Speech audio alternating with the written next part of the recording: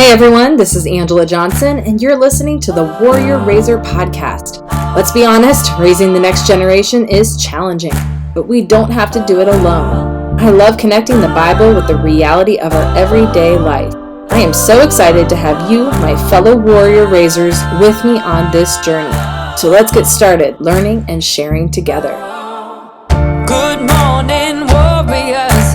Time to start your day. Keep your head up, marching on. Don't let nothing stand in your way. Don't let nobody tear you down. You got to proudly wear your crown, 'cause you're a warrior. Welcome to the latest episode, and today we're going to pick up with our teaching on biblical warrior raisers. The last time I gave a lesson, it was on the two midwives, Shiphrah and Puah, and I thought, I wanted to continue that story with Jochebed. Now, I will be honest, there are like three different ways you can pronounce her name, Jochebed, Jochebed, but I think we're going to go with Jochebed. And I have talked to two of my friends who are Jewish, and her husband knows Hebrew, so he kind of gave me the go ahead with that version of pronunciation. But either way, if you look up the meaning of her name, they all mean Yahweh is glory, or Jehovah is glorious, or the Lord is glory. And I just think that's a beautiful way to begin the story, with knowing that long before her son had an encounter with Yahweh or Jehovah in the burning bush moment, she was known as Jehovah is glory. And you guys know how much I love the meanings of names. So the first time I actually ever heard of her was the classic 1956 movie, The Ten Commandments, with Charlton Heston. She had a minor role in that movie. And then because I am a Gen Xer, I watched that 1990s animated film, The Prince of Egypt, and I think I found the DVD at Goodwill or something, and so my kids watch it in the van as we're driving here, there, and everywhere. But there's a scene in that where Sandra Bullock's character, she plays Miriam, and she tells Moses, "You were born of my mother Jochebed." And so I always remembered hearing that name, and I thought, I want to look up her story a little bit more in detail. And so when I was researching for the midwives, I thought this just makes sense to continue on with Jochebed's story. So we know that her name is Yahweh is glory. And I'm going to pick up this story in Exodus 2 and just read a little bit for you guys. And then we're going to do some breakouts and just kind of do the deep dive like we do. And hopefully you'll walk away with an applicable lesson for today and know that her legacy of faith and courage and trust is something that we can learn from. And she is a wonderful example of a warrior raiser woman, a warrior raiser mama. So she's found in Exodus 2. That's the first time we hear of her story, but her name is not mentioned until later. That Exodus 6 is the first time we're given her name. But I'm going to start reading in Exodus 2, beginning in 1. Now a man of the house of Levi married a daughter of Levi. And if you parallel over to Exodus 6, whenever it gives her name, it says, "And Amram married his father's sister Jochebed, and she bore him Aaron and Moses." So, side note, Amram married his aunt.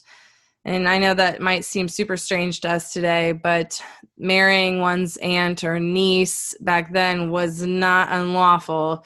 Not until after actually Moses was given the law. It was kind of a customary thing to do back then. So then in verse 2 it says, "And she conceived and gave birth to a son. When she saw that he was a beautiful child, she hid him for 3 months." So I want to break apart this part of the scripture where it says he was a beautiful child. In 3 different places, it mentions this. It actually pulls this phraseology out when it retells the story of Jochebed and Moses and his birth. In Exodus 2:2, Acts 7:20, and in Hebrews 11:23. And that word in Hebrew is tob, and it means pleasant, agreeable, or good. And in fact, it is the same word God used when he looked over all of creation and he said, "It was good. It was beautiful. It was pleasant. It was beautiful and good." So this is the same word that is used to describe when Jochebed looks down on her newborn baby and she sees that he is good. And so there is some conversation around the fact that maybe when she saw him, she had this divine knowing that he was something special. He was set apart for a higher calling. And then if you look in Hebrews 11:23, it says, by faith, Moses' parents hid him for 3 months after he was born because they saw he was no ordinary child and they were not afraid of the king's edict. So if you don't listen to the message on Shifra and Puah, just to give you a brief synopsis, the Israelites were growing exponentially. The Pharaoh at the time was getting very upset and very worried that his kingdom was being threatened because he's feeling like their vast numbers were going to be a threat to his dynasty. So what he then does is makes this edict that any Hebrew baby boy born must be killed. And oftentimes that would be just a gruesome murder or throwing them into the nearby Nile. So this edict is in place at the time of Moses's birth. And if we do some backlogging, she has 2 children prior. So Miriam is the oldest, and we'll talk about her a little bit more, but they think that she's around anywhere from 9 to 14. So she's a, if you want to put in today's context, a school-age child. And then Aaron is about 3 years old. They have kind of guesstimated or put kind of an earmark on that age for him. So this edict comes out and she's probably super pregnant and they don't know whether it's a boy or a girl at that time. So she's just not knowing at the time of his birth until the midwives or until if she delivers him on her own, whether he's going to be a boy or a girl. So when he's born, she looks on him, sees that he is good, beautiful, agreeable, pleasing. And there's something that is not there's something not ordinary about him. So it says that they were not afraid of the king's edict, and that's why they chose to hide him for 3 months. And for those of us that have small children or have children, we know that hiding a 3-month-old is not an easy task. And because you have to remember that the Egyptians at that time were mixed up with those Israelites. They were living in the land of Goshen. You can go back and read in Genesis how the Israelites settled in Goshen, but they were still living amongst the Egyptian people, the Egyptian natives. So that each Hebrew household would have been subjected to, espionage, them breaking in, checking the scene out at the time of this edict being issued. So it really required all of these Israelite parents to the pain of their own death to decide to give up their own male children and that they might be thrown into the river. So that's oftentimes what happened because it was either them or their babies. So she decides to hide them. She and her husband. It says that the 2 parents together. It doesn't go into detail about Amram much. We're just mostly told about Jochebed's point of view. So when she can no longer hide him, verse 3, it picks up. It says she got him a papyrus basket and coated it with tar and pitch. Now, I know if you do watch The Prince of Egypt, they have this scene where he's in the Nile River and there's this current that takes him away and the animals are going after him and there's crocodiles going after him. And it's just like this kind of violent scenario. And there were those very things in the Nile River. And so, but that I don't think is the case with what happened to Moses, because it talks about what she put him in, this papyrus basket. Well, first of all, let's back up and look at what papyrus was. It was a plant in Egypt, very common. It was a plant that they commonly used for boats or even larger vessels. I know today we kind of put in our minds that they made it for paper. Well, yes, they did, but they also would use it to make boats or large sea vessels. And this word for basket is the Hebrew word tebah, and it's the same word used for Noah's Ark. It is found nowhere else. They don't use this word anywhere else in Scripture except to describe Noah's Ark. So Jochebed, she probably knew the story of Noah and his ark, and that story was very common among the Hebrews. So she was part of that audience, and so she surely knew the account. And so what does she do? She uses that tar and that pitch to line the basket, to coat the basket, and she waterproofs it. And and she puts him in this little tiny papyrus basket boat, so to speak. The Egyptian word for this basket word is translated as a coffin. And so I know it's kind of a morbid look at this, but it wasn't this open basket that we often think of. I know that moms today can get Moses baskets to put by their bedside or on their bed when they've got their newborn infant, because, babies don't roll around when they're brand new. So you can kind of set them in the basket, but it's an open lid, or there is no lid. But this would have had a lid to it, and that's why they use that word coffin to describe what this basket was. So she coats it, she lines it, she waterproofs it. She was doing everything in her earthly power to preserve his life and to keep him from the elements and keep him safe. So she knows the story of Noah's Ark. She models the same method to preserve this tiny papyrus boat basket, and or this little baby ark, so to speak. And so just like God kept humanity alive with Noah and his family, this little tiny baby ark was put together to protect this baby who would also be a promise for their future and to lead them out of captivity and slavery. So that's kind of a beautiful poetic look at this story, one that I often I've not looked at before until I started doing some research for this lesson. So she places him, and then it goes on, says that she placed a child in the basket, or this little tiny papyrus baby ark, and set it among the reeds along the bank of the Nile. So here then goes this contradictory image that we have often portrayed in movies about this open basket floating in this rushing current of a Nile. No, she sets him along the bank in the reeds of the Nile. And when you look up the history, there was a ton of aquatic vegetation. I mean, just think of like any marsh or any riverbank. There's plant life that grows all along the outer portion of it.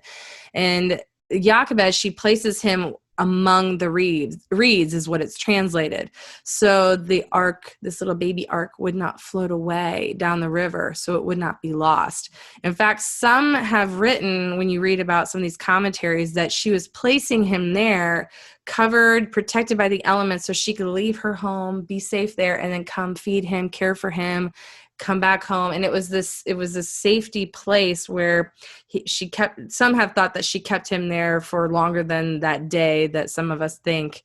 She brings him and he's rescued from that space. But I thought that was an interesting take on the scripture as well. But where he is placed, it's this phrase typically translated in English as the Red Sea. But literally in Hebrew, this is the Sea of Reeds. And this is probably a narrower inlet. So when we think about later when Moses leads the people through the Red Sea, this was the same body of water that he would then eventually lead his people through. So he's placed into this Sea of Reeds, or the Red Sea, and eventually he'll lead his people through the same space many, many years later. So then verse 4, it picks up, it says, the sister stood at a distance to see what would happen to him. So not only do you have Jochebed, his mother, as a mighty warrior who is just doing all that she could to preserve the life of this baby, but she now employs her daughter to help her brother in this process too. So some have said that maybe Jochebed was unable herself to go because of just the agony that it would have been for her to watch what could happen, what would happen to him, or that she was not as easily able to hide among the reeds on the riverbank. But according to some sources, they put her, Miriam, the daughter, around 7, 9, some as even high as 14. And I think that she had to have been a little older because she possesses this quickness of thought, this quickness of intelligence, this quickness of speech, and she's not as fearful, so she's probably not too old because she still has some of that brazenness that you get in your youthfulness, or that we have as we're younger, the fearlessness when it comes to authority. But so I think she's probably around that 7, 8, 9 year age, maybe 14. So then it picks up in verse 5. Soon the daughter of Pharaoh. So this is a princess, right? Eventually she's identified as Queen Bithia, but she goes down to bathe in the Nile, and her attendants were walking along the riverbank. So this is not an unusual occurrence. In fact, Jochebed probably knew about it because women were allowed a lot of liberty in Egypt at that time, Egyptian women, and they moved about pretty much as they pleased. And cleanliness was especially regarded in their culture. And so this, specifically the Nile, was considered healthy and a clean place to bathe. So she goes down, this princess would, of course, she'd find part of a river, the river that was reserved for females where there would be privacy. And so I think Jochebed knew that this is where she could safely put her son, and that it was not going to be an area overrun with too much wildlife if the Egyptian people the princesses were regularly going down there to bathe. So then it goes on, it says, when this princess when she saw the basket among the reeds, she sent her maidservant to retrieve it. So Moses is drawn out of the reeds in the Nile and is rescued. And then years later, like I mentioned, he's going to lead his people to safety from the Egyptians through the Sea of Reeds to their rescue. That's in Exodus 14 if you want to read that later. So verse 6, when she opened up the little ark basket, she saw the child, and behold, the little boy was crying. Well, heck yeah, he was crying. He was laying in there. It's probably not too comfortable. It's probably cold, or I don't know, he's laying on tar-covered reeds, and he's probably hungry and wet, and because they didn't have diapers, Pampers, or Huggies back then. So he's a baby. He's 3 months old, right? Think of a little 3-month-old inside of that basket. So he's crying, and as most women would, she sees him, and so it says, so she had compassion on him and said, this is one of the Hebrew children. So instantly, let's pick this apart. She has compassion on him. The baby's tears moves her heart to pity, and this pity prompts her to pick him out and rescue him. She could have looked down there and knowing that this was a Hebrew baby and could have followed her father's edict and said, no, I'm not going to disobey my father's order.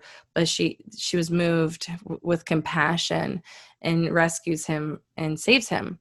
And sometimes I think we can look the other way and feel overwhelmed and helpless when we hear these reports of injustices or things that are going around us. But when it's right there in your face, in your own world, surrounding environment, it's very difficult to ignore it. And she really could not ignore the cries of this baby. And the reason why she knew it was a Hebrew is because, remember, he was good. He was pleasing to the eye, and he was healthy. Other versions translate it as healthy. So no other mother would have discarded a healthy baby unless it was because of some imminent demise or danger or because of this edict. So she puts 2 and 2 together, and she realizes that these circumstances basically speak for themselves. No mother would have exposed this goodly, healthy baby to such a sad death if it wasn't a necessity for her. So verse 7 says, then his sister, Miriam, remember, she's down there keeping an eye on things, says to the Pharaoh's daughter, shall I go and call one of the Hebrew women to nurse the child for you? So wet nursing has been around for a long time. So I always bring this part up when I talk to the new moms for the first time. It's like, bottle, breast, there's controversy around it all, and you're going to get opinions from everybody. But at the end of the day, people have been getting help with feeding their babies from the dawn of time. So Miriam speaks up, and so I think that she was kind of this adolescent age because she was not afraid of what would happen. So she just had some crazy boldness to her. And so verse 8, the Pharaoh's daughter says, go ahead. And the girl went and called the boy's mother. So some people have said that Jochebed was probably very nearby, and so to go get her wasn't a very long drawn out process. But so she comes, and Jochebed comes. So Pharaoh's daughter says to her, take this child and nurse him for me, and I will pay your wages. So when she says nurse it for me, the princess in that moment knew that she was going to adopt this ideology that Miriam had given her, or that Miriam had suggested, that the child would be nursed for her, so that she's going to keep this baby now, and he's to be hers. So she places it out to be nursed, which is a very customary thing to do, and she pays Jochebed the customary wages to wet nurse him. So that in and of itself, so now she gets her own baby back, and she's able to receive compensation to have him with her until the point of him being weaned. So the woman took the boy and nursed him, it says, continuing on in verse 9. So when I take pause here, I like to think about the special time that Jochebed was given, this gracious time that the Lord gave her with her baby. Because when you think about nursing, they didn't have formula back then. They didn't have any other means for feeding babies back then except for nursing. So in that moment when she does have them there, have him at her breast and feeding him, there is that physical, that emotional bond that occurs between mother and baby. And I bet she was singing songs over him. She was telling him stories. She was just flooding him with the history and who he was and who he in prayers. Oh gosh, she was probably singing prayers just constantly every time she had him with her, because she knew it was for a finite amount of time. So she gave him up once to the river, and then she gets him back, and then she knows she's going to have to give him up again. I mean, what amazing selfless sacrifice that this woman just embodies. So she's tending to his physical needs, but she's bringing this emotional and spiritual component into. My mind just likes to wander, and I like to think about, I nursed all three of my children, and I know not everyone has that capacity or the desire to do that, but in those moments, in the still quietness of the night or those early morning hours where I was so tired, but it was just me and my baby, and their little hands reach up and they grab your chin or they caress your chest. And even when you bottle feed, they do that too. They still have these same mannerisms. There's something just so bonding and so special. And that's the moment that Jochebed was probably just soaking that in and just pouring out everything that she had or that she could all over this little life that she was caring for in that moment for just this finite amount of time. So it goes on. Actually, I pulled some data from the Talmud, which is the Jewish documents that talk about the importance of breastfeeding. A mother is considered a meineket, or a nursing mom, until her child reaches 24 months. So sometimes they say he was probably returned at 2 years. But even if a baby was weaned, he or she could return to nurse at any time until the age of 2. So that was the designated time frame of allotted at a minimum to nurse. But between the ages of 2 and 4 years, or even 5 if the baby was unhealthy. So if the baby was healthy, they were allowed to nurse longer. A child who was weaned for longer than 72 hours may not return to the breast. And at age 5, it was considered the upper limit for nursing in Jewish law. And this was also a little fun fact. The mother was advised to begin nursing on the left side because that was closest to her heart, or close to the heart. So I just thought that was a little neat little tidbit when it comes to the nursing or the time frame. So then it goes on in verse 10, it says when the child had grown older. So most historians say that at a minimum he was 2 years of age, because that was the lower limit for weaning a baby. So she brings him to Pharaoh's daughter. I kind of think maybe she was like, oh, I need to keep him a little bit longer, because wouldn't you want to just like squeeze every last ounce of time that you would have with this baby if you knew that you were going to have to hand him back over again? So anywhere between 2 and 5, right? So she names him Moses, the Pharaoh's daughter does, and explains that she drew him out of the water. And again, we see this beautiful artistry with the naming of this boy. And there was actually a bilingual wordplay here, because both in Hebrew and Egyptian, it means to draw out of the water. So when we go back to the story and we look at Jochebed, this woman had to give up her son twice. In order to save him, she had to release him. And not only did she have to give him away, but she had to give him to a group of people that didn't even want him to be born, that didn't even value his life. But she will be forever remembered for her children. And yes, more than that, she'll be remembered for her courage, her faith, her trust. And it was her love that saved her child from such a cruel death and preserved him to eventually bless the entire world. And I think about how her story applies to our modern day lives. And even to the point that if God asks us to hold or to give up something we hold dear, we just have to trust him and release it. And if we hold too tightly to something, if we white knuckle something so tightly because we need it or we have to have it or we think we cannot live without it, we will never have an open hand to receive anything else. But the other part about her story is if she had held on to him for longer than 3 months because she just could not part with him, it not only would have put his life at risk, but it would have killed their entire family. Their entire legacy could have been killed off. So it was so much more than keeping Moses safe for herself. By him growing up in the palace, I just think about God's divine intervention, that even evil things, we've talked about this before in the podcast, this world is ugly, sin-filled, and filled with evil. There's a lot of good, but there's still an inherent amount of evilness that is surrounding us, surrounding our children, surrounding our environment, the news, the media. Awful stuff is going on.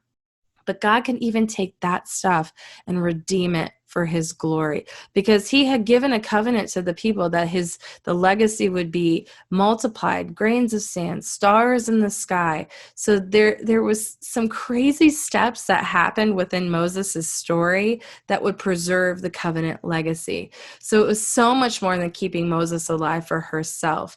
So before he ever went to redeem these people from slavery, Moses to lead these people from Egyptian bondage, if you think that this same boy was raised in an Egyptian palace, like the Egyptian royalty, he was educated, he knew the ways, he knew the Egyptian customs, he knew the religious thoughts on things. So who better of an advocate than Moses, who was trained in an Egyptian palace, but born of a Hebrew mother who had lavished prayers over him and lavished love on him from the moment that he was within her womb.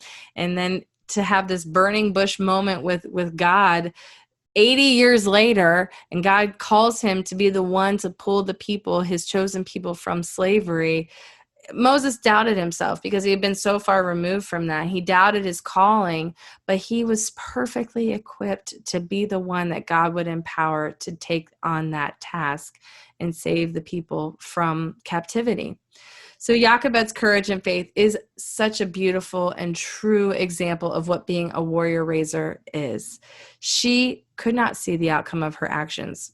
Guarantee she did not make it to see him bring the people from captivity. She probably never walked through the Red Sea on dry ground with her son leading the people ahead of them, holding his staff upright.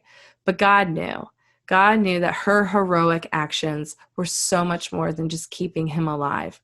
So if God's asking you to step out, be courageous, or to trust him with something that is so beyond your own capacity, let Jochebed's story remind you of his faithfulness.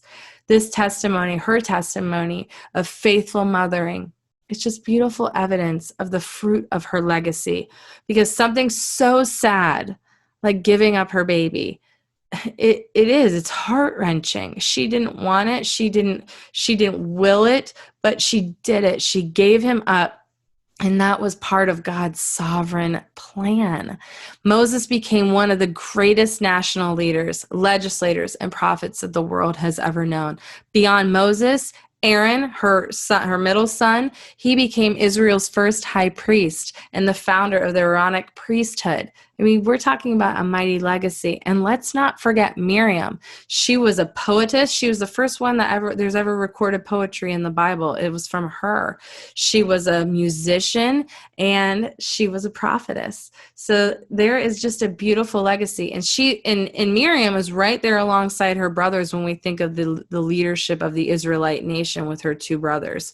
So I just love this story. I think it's just a beautiful reminder of steadfastness, courage, and faithfulness that We can't hold on to something so tightly if we know that there is a greater good that can come from it for ourselves or for others, because we don't know what that releasing will do, what it will do for us and what it will do for others in our sphere of influence, or even down the line that we might never see the fruit of that action for. So be encouraged. Remember Jochebed's story. Jochebed, Jochebed, however you want to say her, but to remember that Yahweh is glorious, and Yahweh, God, Jehovah, the Lord, receive glory through her story. So thanks for listening, and to all of my fellow warrior raisers, aim your arrows well.